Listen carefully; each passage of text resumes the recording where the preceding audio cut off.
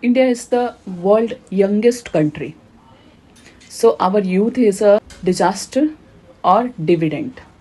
Let's see. Hello everyone. Good morning. So today we are going to discuss about a very fresh and new topic for the economics which is relevant for our prelims and mains both. Even it's also very useful for your interview, right? So the topic is India's demographic dividend. Yes. First let's understand what is it.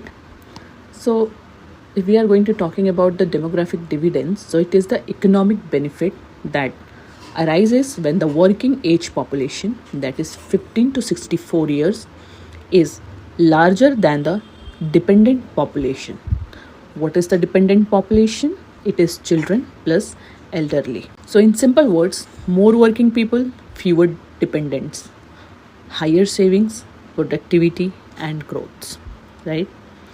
So India's demographic position nowadays, it is median age. Median age means almost 20 years, right? So 20 years is much younger than China, because in China the median is 38, in USA it is 37, and in Europe it is 42. So India's demographic position nowadays, it is a median age that is almost lump sum is 28 years. So by 2030, India will have the largest working age population in the world.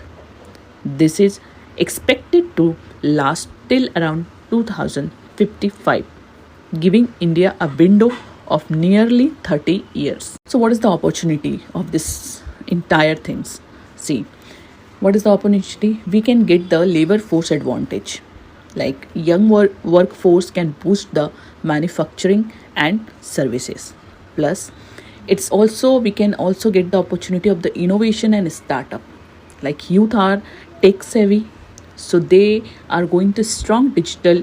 They have strong digital economic potential. We also get the benefit of the saving and investment. Like more earners is equal to higher household saving, and higher household saving is equal to more capital for investment. We also get the global supply chain. Like with China aging, India can become the factory of the world. But if we have this kind of opportunity, along with we have the challenge. So we have challenges like youth unemployment. Over 20% of Indian youth, like under the age of 15 to 29 years, are unemployed. Even there is a skill gap also, that is 75 of youth lack formal skill training. We are going to talking about jobless growth. So it is also a very bigger challenge for us, that GDP is rising but job creation lack. Health and education issue is also there, malnutrition, poor healthcare and low learning outcome. Even if we are going to talking about the automation and AI, so risk of job displacement in IT and manufacturing is also persistent as a challenge. So according to our UPSC mind, what is the way forward, or what we can see for the future as a policy majors or makers, right? So first we have to do like education and skill development. We can work over that, like NEP, that is our National Education Policy 2020. We can implement that. Even we can work on the Skill India mission also. Government try to create a job, means they will try to create a job creation more, focus on MSME, manufacturing, green economy, right? Even we can work on the health and nutrition, like affordable healthcare and preventive measures. We can also try to endorse the women's workforce participation. Currently there is only 24%, right? So there is a needs urgent improvement in this sector. Even we need a policy stability, or we will try to do that policy stability, like ease of doing business, labor reform, investment in research and development, all this, right? So how it is relevance according to the UPSC?